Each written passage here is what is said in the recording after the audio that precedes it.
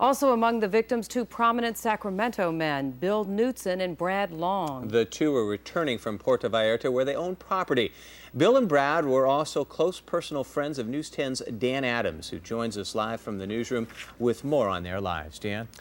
Dan, last Friday on the way to the San Francisco airport, Brad called me saying that he and Bill were making a quick trip to Puerto Vallarta and would be back here on Monday. He asked if I'd like to come to dinner. That was Brad, on the way to one party, already planning the next. There will be no more such parties, and Sacramento will be a poorer place because of that. Some might say they lived a dream. Bill Knudsen, for 23 years, co-owner of the giant Inland Business Systems. Brad Long, agent for Lyon and Associates Realtors. Together, they were much more. Somebody that we turn to constantly in life, just for advice and for his wisdom and his experience. And there's a part of me that's afraid to go on without him.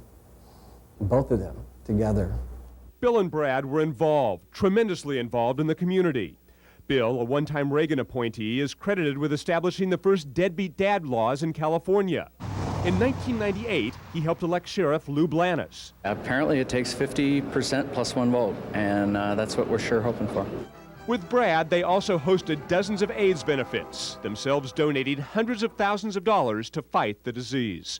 Both of them were the most generous people. Anything anybody ever needed, they got from either one of them. They were both warm and compassionate. Their shoes will never be filled by anybody.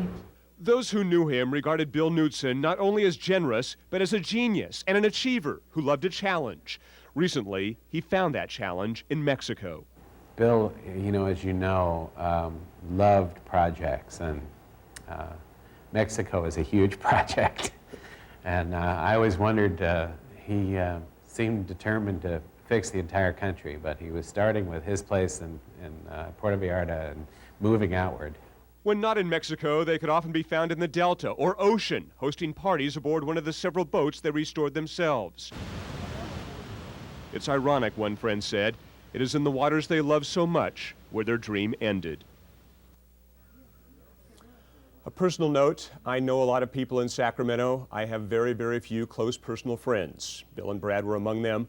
Both were genuine, giving people. You don't find them much better than Bill and Brad. I'm Dan Adams, News 10.